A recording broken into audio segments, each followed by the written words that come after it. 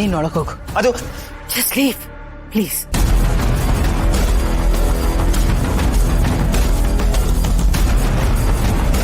ಜಯ್, ಏನ್ ಮಾಡ್ತಾ ಇದೀಯ? ಅವನು ಬಿಸ್ನೆಸ್ ಹೇಗ್ ಮಾಡ್ಬೇಕು ಅಂತ ಅಬ್ರಾಡ್ಗೆ ಹೋಗ್ಬಿಟ್ಟು ಕಲ್ತ್ಕೊಂಡ್ ಬಂದಿದ್ದಾನೆ. ಅವನು ನಿನ್ಕಿಂತ ಚಿಕ್ಕವನ್ ಆಗಿರ್ಬೋದು, ಆದ್ರೆ ಸಾಕಷ್ಟು ತಿಳ್ಕೊಂಡಿದ್ದಾನೆ. ಅವನ್ ನಾಲೆಜ್ಗೆ ಏನ್ ಸರಿ ಅನ್ಸುತ್ತೋ ಅದವನ್ ಮಾಡ್ಲಿ. ನೀನ್ ಅವನ ಮೇಲೆ ಕೋಪ ಮಾಡ್ಕೊಳ್ಳೋದ್ರಲ್ಲಿ ಯಾವ ಅರ್ಥನೂ ಇಲ್ಲ. ಅವನು ಈ ಮನೆಗೆ ಒಳ್ಳೇದಾಗತ್ತೆ ಅಂತಾನೆ ಯೋಚನೆ ಮಾಡ್ತಾ ಇರೋದು, ಬೇರೆ ಏನೂ ಇಲ್ಲ. Nothing personal. ನೋಡು, ಅಣ್ಣ ಆಗಿ ತಮ್ಮನ ಮೇಲೆ ಈ ರೀತಿ ಕೋಪ ಮಾಡ್ಕೋಬೇಡ.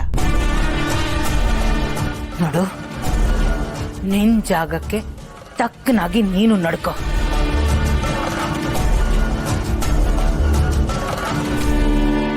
ನೋಡಿದ್ರ ಜೈ, ನಿಮ್ಮಮ್ಮ ನಿಮ್ಗಿಂತ ಜಾಸ್ತಿ ಅವ್ರಿಗೆ ಸಪೋರ್ಟ್ ಮಾಡೋದು.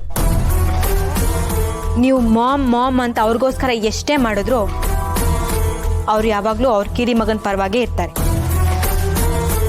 ನಿಮ್ಮ ಯಾವ ಡಿಸಿಷನ್ಗೂ ಅವ್ರು ರೆಸ್ಪೆಕ್ಟ್ ಕೊಡಲ್ಲ. ನಿಮ್ಮನ್ನ ಅವ್ರು ಯಾವತ್ತೂ ಸೀರಿಯಸ್ ಆಗಿ ಕನ್ಸಿಡರ್ ಮಾಡೇ ಇಲ್ಲ. ಈ ಥರನೇ ಅದು ತುಂಬ ಕಷ್ಟ ಆಗುತ್ತೆ ಜೈ.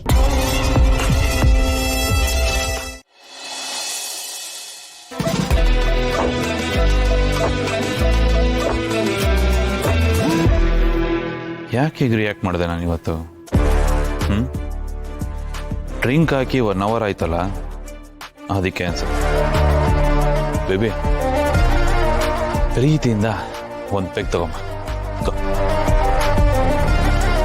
ಛೇ, ನಾನು ಎಷ್ಟು ಹೇಳಿದ್ರು ಅಷ್ಟೇ, ಯಾವುದಕ್ಕೂ ರಿಯಾಕ್ಟ್ ಮಾಡಲ್ಲ. ಏನಕ್ಕೆ ಮನ್ಸಲ್ಲಿ ಹೊರ್ಕೋತಾ ಇದೆಯಾ? ಹೋ, ನಿನ್ನ ಮಾತಿಗೆ ಜೈ ಇಷ್ಟು ಕೂಲಾಗಿ ರಿಯಾಕ್ಟ್ ಮಾಡ್ತಿದ್ದಾನೆ ಅಂತಾನೆ. ಬೇಬಿ, ನಾವು ಎಷ್ಟೇ ಬೆಳೆದ್ರು, ಅದೆಷ್ಟೇ ವರ್ಷ ಆದರೂ ಭಾರತ ನನಗೆ ಯಾವತ್ತಿದ್ರು ತಮ್ಮನೆ. ವಯಸ್ಸು, ಉತ್ಸಾಹ, ಅದಕ್ಕೆ ಒಂಚೂರು ಆ ಥರ ಮಾತಾಡ್ದ ಅಷ್ಟೇ. ಅದು ಬಿಟ್ಟರೆ ಇವತ್ತೆಲ್ಲ ನಾಳೆ ಅವನು ಎಲ್ಲ ಥರನೂ ಟ್ರೈ ಮಾಡ್ತಾನೆ, ಬಟ್ ಯಾವುದು ಸಕ್ಸಸ್ ಆಗಲ್ಲ. ಕೊನೆಗೆ ನನ್ನ ರೂಟ್ಗೆ ಬರ್ತಾನೆ. ಓಕೆ, ನೀನು ಅದ್ರ ಬಗ್ಗೆ ಜಾಸ್ತಿ ತಲೆ ಕೆಡಿಸ್ಕೋಬೇಡ. ಹೋಗಿ ಒಂದು ಪೆಗ್ ತಗೊಂಡು ಬೇಬಿ.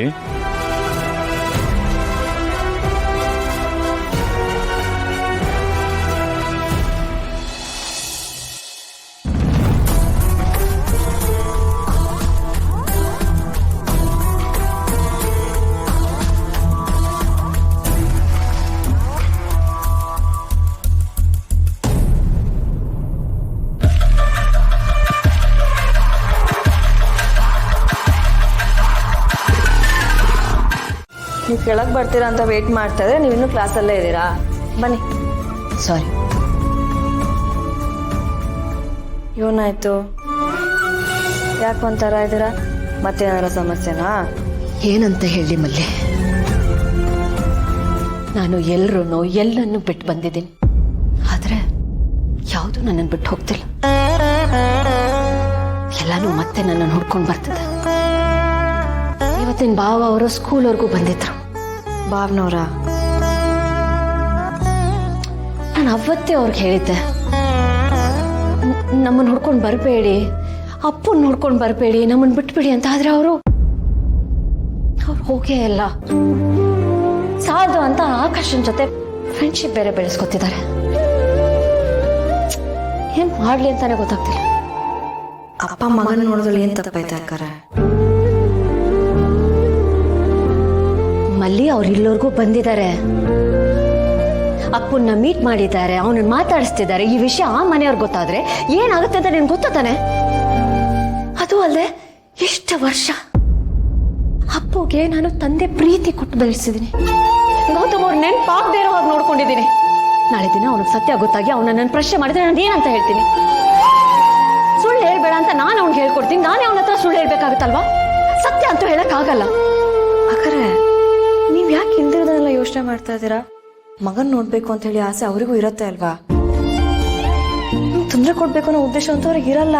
ನನಗ್ ಗೊತ್ತು ಮಲ್ಲಿ, ಗೌತಮ್ ಅವರು ನಮಗ್ ತೊಂದರೆ ಕೊಡಕ್ ಬಂದಿಲ್ಲ ಅಂತ ನನಗೆ ಗೊತ್ತು.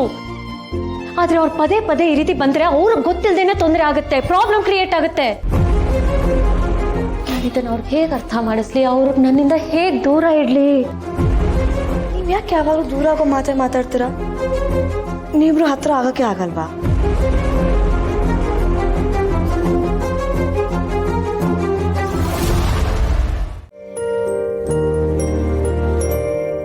ಮಹಿ ಮಹಿ ಮಹಿ ಏನ್ ಮಾಡ್ತಿದ್ಯಾ? ಕಾಣಿಸ್ತಾ ಅಲ್ವಾ, ಕೆಲಸ ಮಾಡ್ತಾ ಇದ್ದೀನಿ. ಓಹೋ ಹೌದಾ, ನನಗೆ ಗೊತ್ತೇ ಇರಲಿಲ್ಲ. ಎಲ್ಲಿ ಜೀವ ಏನ್ ಮಾಡ್ತಿದ್ಯಾ? ಇಂಪಾರ್ಟೆಂಟ್ ಕೆಲಸ ಇದೆ, ಕೊಡಿಲಿ. ಕೊಡಲ್ಲ. ಸೀರಿಯಸ್ ಆಗಿ ಹೇಳ್ತಾ ಇದೀನಿ, ಕೊಡಿಲಿ. ನಾನು ತುಂಬಾ ಸೀರಿಯಸ್ ಆಗಿ ಹೇಳ್ತಾ ಇದ್ದೀನಿ, ಬಾ ಹೊರಗಡೆ ಹೋಗೋಣ. ಜೀವ ತುಂಬಾನೇ ಇಂಪಾರ್ಟೆಂಟ್ ಕೆಲಸ. At the end of the day have to finish it. ಮೊದ್ಲೇ ನನ್ ತಲೆ ಎಲ್ಲ ಬ್ಲಾಂಕ್ ಆಗಿದೆ, ಅಂತ ಟೈಮಲ್ಲೇ ಬರ್ತೇ ತಲೆ ತಿನ್ನೋದು. ಹಲೋ, ನಾನು ತಲೆ ತಿಂತಿಲ್ಲ, ತಲೆ ಸರಿ ಮಾಡೋ ಕೆಲಸ ಮಾಡ್ತಿದ್ದೀನಿ. ಅದ್ ನಿನಗೆ ಅರ್ಥ ಆಗ್ತಿಲ್ಲ. ಏನ್ ಗೊತ್ತಾ ಮಹಿ, ಬ್ರೈನ್ ಜಾಮ್ ಆದಾಗ ಆ ಜಾಮ್ನ ಬ್ರೆಡ್ ಜೊತೆ ತಿಂದ್ರೆ ಸಕ್ಕತ್ತಾಗಿರತ್ತಂತೆ. ಬೀಜೆ ಹ್ಮ್, ಡಬ್ಬ ತರ ಇತ್ತು. ನಗಲ್ವಾ? ನಾನೇ ನಗ್ಲಾ? ಯಾಕೋ ಅಷ್ಟು ಕೆಟ್ಟಂಗ್ ಅಂತ ಇದ್ಯಾ? ಮೊದ್ಲು ಕೊಡಿಲಿ, ನನ್ ಕೆಲ್ಸ ಇದೆ. ಮೊದ್ಲು ನನ್ ಮಾತು ಕೇಳು. ಜೀವ ನನ್ ಮಾತು ಕೇಳು. ಸರಿ, ಅದೇನ್ ಹೇಳು. ಏನ್ ಗೊತ್ತಾ, ಈ ತರ ಕಂಟಿನ್ಯೂಸ್ ಆಗಿ ವರ್ಕ್ ಮಾಡ್ಬೇಕಾದ್ರೆ ಬ್ರೈನ್ ಜಾಮು ಆಗುತ್ತೆ, ಪಲ್ಯ ಕಿಚಡಿ ಚಟ್ನಿ ಎಲ್ಲಾನು ಆಗುತ್ತೆ. ಮತ್ತೆ ಪಿಜನಾ? ಪಿಜೆ ಅಲ್ಲ ಮಹಿ, ನಿಜ ಹೇಳ್ತಾ ಇದ್ದೀನಿ. ಏನ್ ಗೊತ್ತಾ, ಈ ತರ ಹೆಕ್ಟಿಕ್ ವರ್ಕ್ ಮಾಡ್ಬೇಕಾದ್ರೆ ಒಂದ್ ಸಣ್ಣ ಡೈವರ್ಷನ್ ಬೇಕಂತೆ. ಆ ಸಣ್ಣ ಡೈವರ್ಷನ್ ರೆಸ್ಟ್ ತರ ಆಗತ್ತೆ, ಬ್ಯಾಟ್ರಿ ರೀಚಾರ್ಜ್ ಆಗತ್ತೆ. ಅದಕ್ಕೆ ನಿನ್ ಮೈಂಡ್ ಫ್ರೀ ಆಗುವಂತ ಜಾಗ ಕರ್ಕೊಂಡು ಹೋಗ್ತೀನಿ, ಬಾ. ಮೈಂಡ್ ಕ್ಲಿಯರ್ ಆದ್ರೆ ಬ್ರೈನ್ ಜಾಮು, ಟ್ರಾಫಿಕ್ ಜಾಮು ಎಲ್ಲಾನು ಕ್ಲಿಯರ್ ಆಗುತ್ತೆ, ಎಲ್ಲ ಕೆಲಸನೂ ಫಟಾಫಟ ಅಂತ ಆಗುತ್ತೆ. ಈಗ ನನ್ನ ಜೊತೆ ಬಾ, ಬಾ ಹೋಗೋಣ. ಬಾ ಮೈ.